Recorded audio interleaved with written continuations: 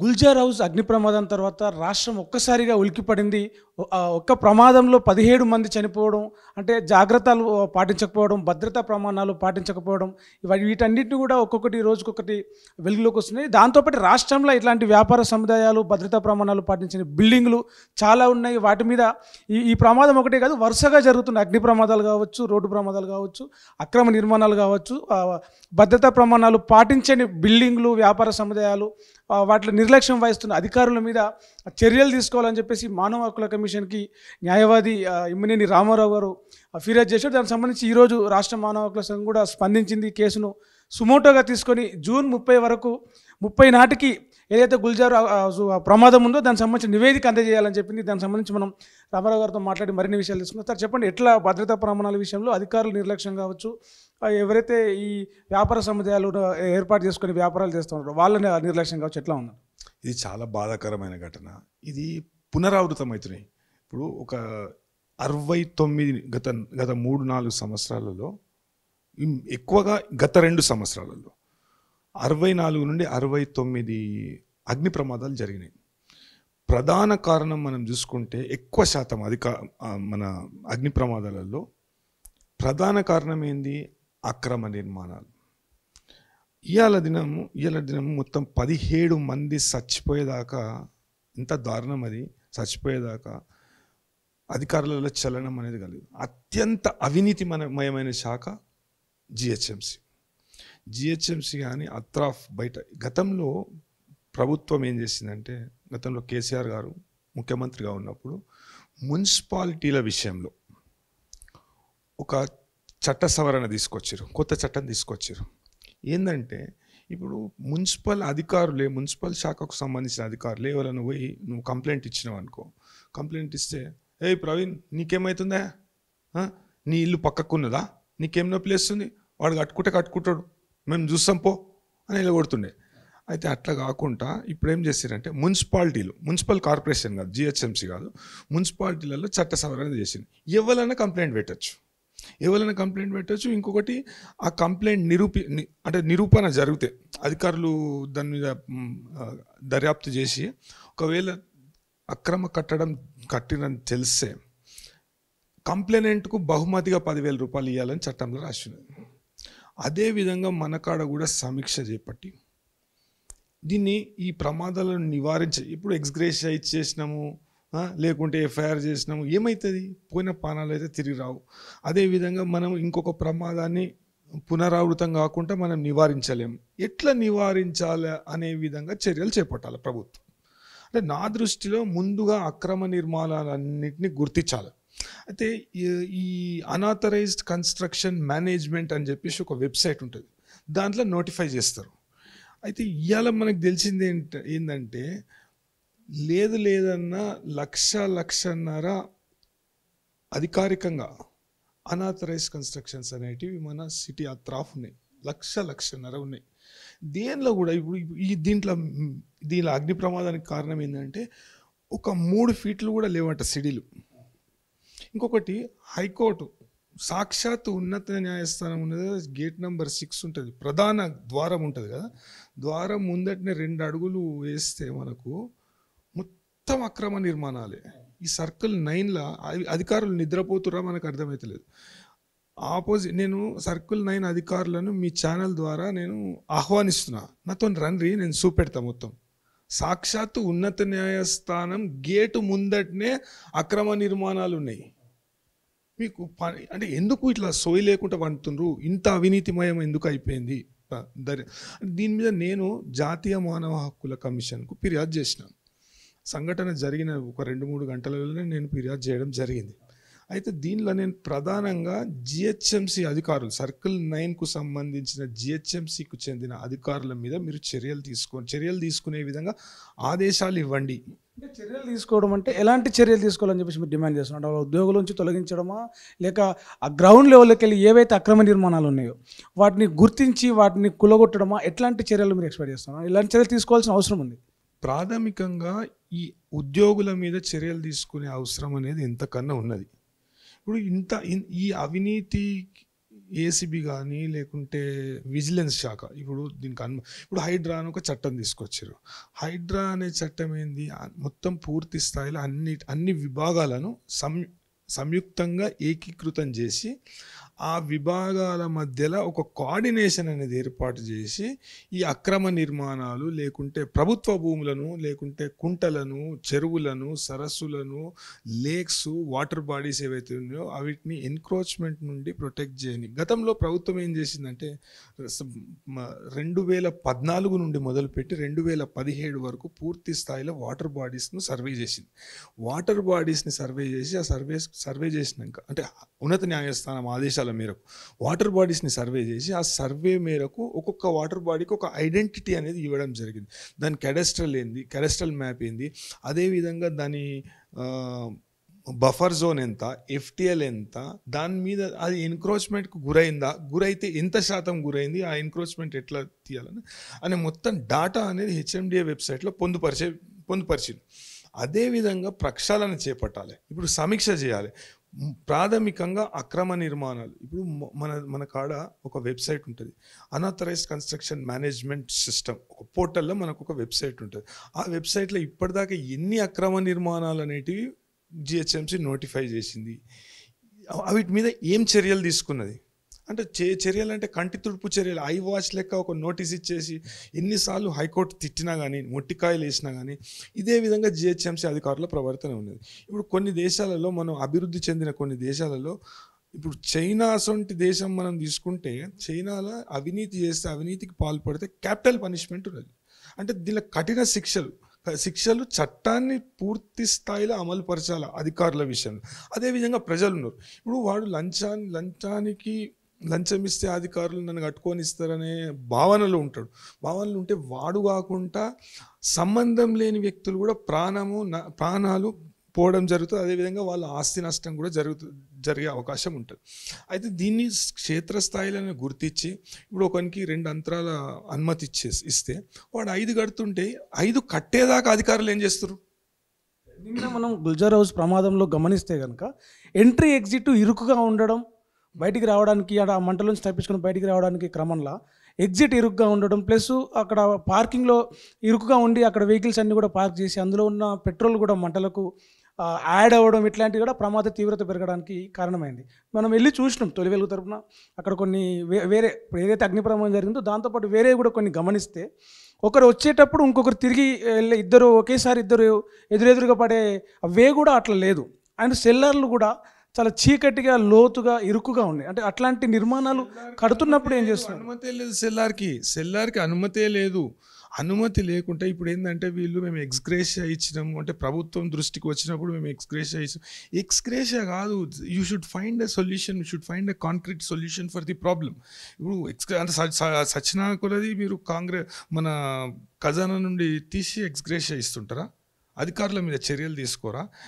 నేనేమంటున్నా అంటే సమీక్ష చేయండి, సమీక్ష చేసి ప్రజలను కూడా దానిలో భాగస్వాములు చేయండి. ప్రజలను అడుగుండి ఏడేడు ఇబ్బందులు ఎదుర్కొనే ప్రజావాణి టైప్ ఏదైనా ఒక ప్రోగ్రామ్ పెట్టి గతంలో చేసిన విధంగా ఇప్పుడు కూడా చేయండి అంటున్నాను నేను.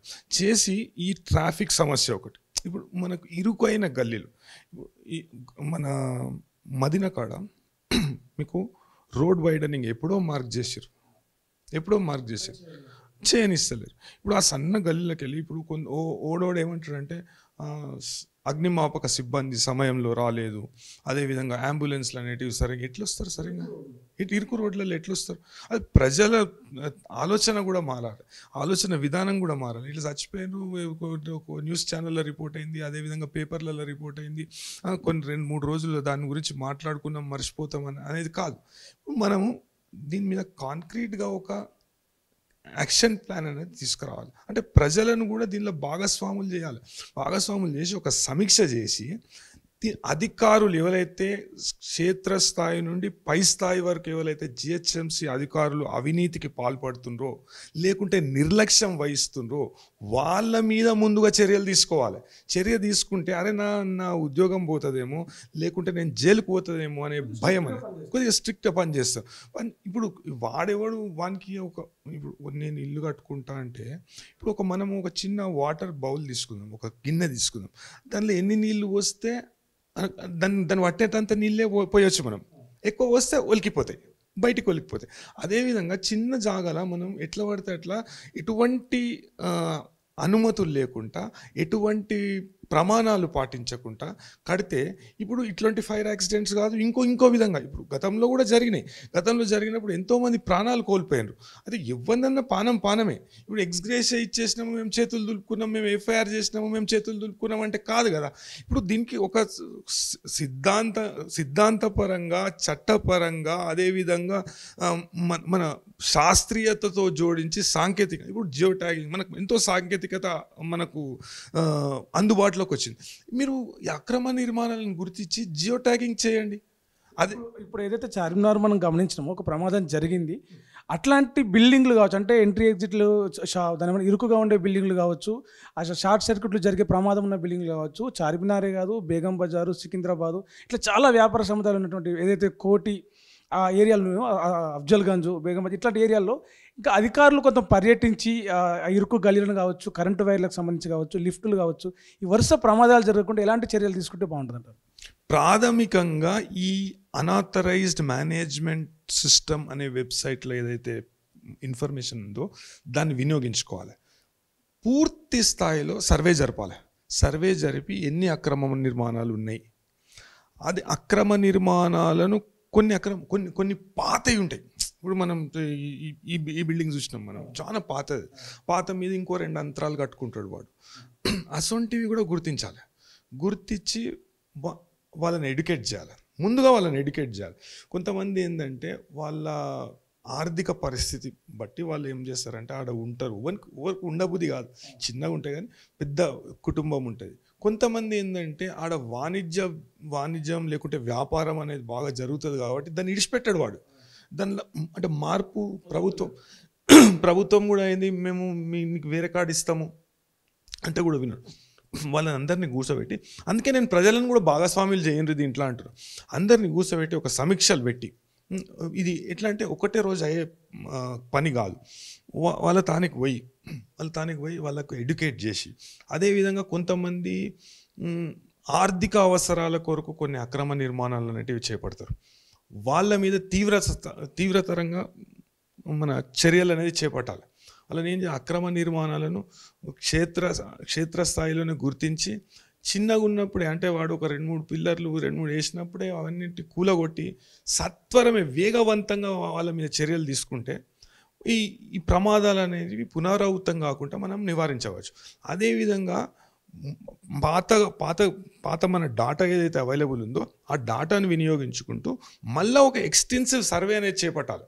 మున్సిపల్ అధికారులు అదేవిధంగా ఒక సర్వే ఏజెన్సీని, మీరు ఒక ఇంజనీర్స్ ఉంటారు కదా, సివిల్ ఇంజనీర్స్ ఉండొచ్చు, డ్రాఫ్ట్స్మెన్ ఉండొచ్చు, లేకుంటే ఆ రంగానికి చెందిన వ్యక్తులను నిపుణులను మీరు సలహా తీసుకోవచ్చు. లేకుంటే కాంట్రాక్ట్ పద్ధతిన మీరు ఎందుకు జిహెచ్ఎంసీలోనే రిజిస్టర్డ్ ఇంజనీర్స్, సివిల్ ఇంజనీర్స్ చాలా మంది ఉన్నారు, సివిల్ కాంట్రాక్టర్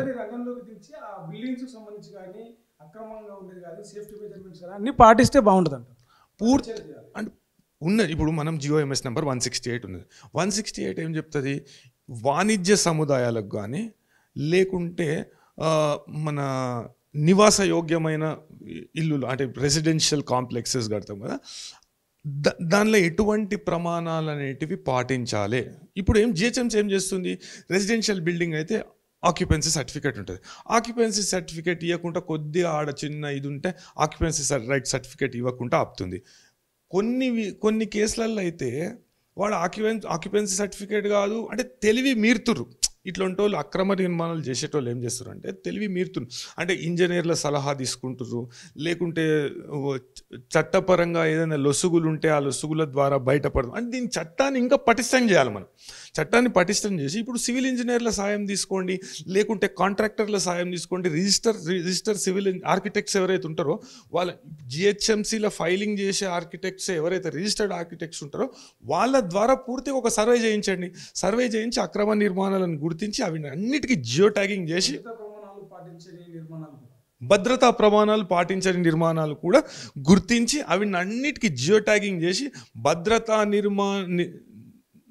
నియమాలు పాటించవచ్చా అంటే దాన్ని మెరుగుపరచుకోవచ్చా, లేకుంటే ఇప్పుడు అసలే పాటించకుండా కంటిన్యూ చేయాలన్నా, లేకుంటే ఆ భద్రతా పరిణామాలు మనము అంటే దానికి ఏమైనా యాడ్ ఆన్స్ చేస్తే వాళ్ళు ఉండొచ్చా దాంట్లో అనే విషయాన్ని కూడా గుర్తించి ఒకవేళ ఉండొచ్చు అంటే కొంతమంది గరీబోళ్ళు ఉంటారు, కట్టుకుంటారు ఒక 2 అంతరాలు అట్లా ఒకటో ఎక్కువనో అట్లా. అదే మరీ భద్రతా ప్రమాణాలు లేకుండా ఉన్నదంటే ఆల్టర్నేట్ ఏంటిది అనేది వాళ్ళకు చెప్పాలి, వాళ్ళని ఎడ్యుకేట్ చేయాలి.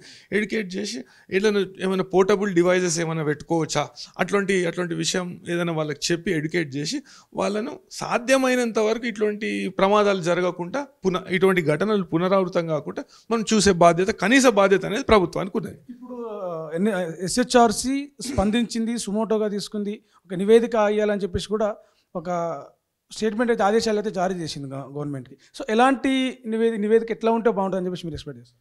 నేను చెప్పినట్టు అంటే నివేదిక వాళ్ళు ఇచ్చిన కంప్లైనెంట్ను ఎస్హెచ్ఆర్సి కానీ ఎన్హెచ్ఆర్సి కానీ మీ కామెంట్స్ అనేటివి దాని మీద రాయొచ్చు అనేది వాళ్ళు ఇస్తారు. సో దీనిలో ప్రాథమికంగా 30 తారీఖు వరకు టైం ఉన్నది. మీరు సర్వే చేపట్టండి. మీరు ఎప్పటికీ నేను ఎఫ్ఐఆర్ చేసిన, నేను వాళ్లకు ఎక్స్గ్రేషియా ఇచ్చిన, 2 లక్షలు ఇచ్చిన, 5 లక్షలు ఇచ్చిన అనే విషయం పక్కకు పెట్టి ఇటువంటి పోయిన ప్రాణాలు అనేది మనకి తీసుకురాం. చాలా బాధాకరం. మనం తీసుకురాలి. మళ్ళా జరగకుండా పునరావృతం కాకుండా మీరు సత్వరమే చర్యలు చేపట్టండి. ఇప్పుడు ఎండాకాలం ఇవాళ ఒకటి నార్సింగ్లో అయిందట, ఇవాళ ఒకటి ఆడ తలగబడ్డదంటే ఎక్కువ శాతము మీకు చూడండి వీళ్ళు ఏం చేస్తారంటే అనుమతులు లేని ప్లాస్టిక్ గోదాములు, లేకుంటే స్క్రాప్ గోదాములు మనం ఎన్నో సంఘటనలు చూస్తున్నాం. వాడు సిలిండర్ అంటే పాత సిలిండరో ఏదో ఒకటి ఒక కెమికల్కు సంబంధించి వాడు పలగొడుతుంటే వాడు బ్లాస్ట్ అయి చనిపోయిన సంఘటనలు కూడా మనం చూసినాం. అయితే ఈ జనావాసాల మధ్యలో ఇప్పుడు మష్రాబాద్లో చూడండి స్క్రాప్ గోదాములు, కొన్ని వందల స్క్రాప్ గోదాములు. అప్పట్లో తోళ్ళ కార్ఖానలు ఉంటుండే, తోళ్ళ కార్ఖానలు 17 మందో 18 మందో చనిపోయినారు. అది మొత్తం వాటర్ కంటామినేట్ అయ్యి చనిపోయినారు అప్పట్లో. ఇప్పుడు ఏంది మొత్తం ఏడబడితే ఆడ ఇల్లీగల్గా ఎటువంటి అనుమతులు లేకుండా మీరు అనుమతి తీసుకొని ఊరవతల పెట్టుకోండి, వద్దంటారు. అయితే ఈయన్నే ఉండాలి, వన్ ఇల్లాడనే ఉండాలి, ఆ కార్ఖానానే ఉండాలి. అసొంటి మైండ్ సెట్ నుండి వాళ్ళని బయటికి తీసుకురావాలంటున్నాను. ఈ మొత్తం ఈ సత్వరమే సర్వే చేయించి వివిధ శాఖలకు సంబంధించిన అధికారులతో ఒక సమీక్ష పెట్టి, నిన్న సీఎం గారు రాకపోవడం అనేది చాలా దురదృష్టకరం. ఇంట్లో ఉండి కూడా ఘటనా స్థలికి రాకపోవడం అనేది చాలా దురదృష్టకరం. అయితే ప్రభుత్వం దీనిలో చొరవ చూపాలి. పూర్తి వివిధ శాఖల అధికారులను సమన్వయపరిచి వాళ్ళతో కూర్చొని ఒక సమీక్ష చేసి ఇవి ఎట్లా చేస్తే బాగుంటుంది, వివిధ వర్గాల ప్రజలను కూడా దీనిలో భాగస్వాములుగా చేసి ఇటువంటి ఘటనలు పునరావృతం కాకుండా చర్యలు తీసుకోవాలని నేను కోరుతున్నాను. అంటే ఏదైతే ఇప్పుడు గుల్జార్ రోజు ప్రమాదం జరిగిందో అలాంటివి మళ్ళీ పునరావృతం కాకుండా ఉండాలంటే అధికార యంత్రాంగం సమర్థవంతంగా పనిచేయాలి. అవి గుర్తించి ఏవైతే భద్రతా ప్రమాణాలు కావచ్చు, అక్రమ నిర్మాణాలు కావచ్చు, వాటిని గుర్తించి వాటిని తొలగించేలాగా చర్యలు తీసుకొని ఒక జనాల్లో అక్రమంగా నిర్మించే భద్రత పాటించని వ్యాపార సముదాయాల్లో కొంత భయం పుట్టేలాగా ప్రభుత్వం చర్యలు తీసుకొని పటిష్టంగా చేస్తే ఎలాంటి ప్రమాదాలు జరగకుండా చూడవచ్చు. దాంతోపాటు ప్రజలను కూడా ఇందులో భాగస్వామ్యం చేస్తే బాగుంటుందని చెప్పేసి అడ్వకేట్ రామారావు గారు చెప్తా ఉన్నారు. కెమెరామెన్ సతీష్తో ప్రవీణ్, తొలివెలుగు, హైదరాబాద్. ప్రపంచంలో ఏ మూల ఏ క్షణం ఏం జరుగుతుందో వేగంగా తెలుసుకోవడానికి తొలివెలుగు వాట్సాప్ ఛానల్ని ఫాలో చేయండి.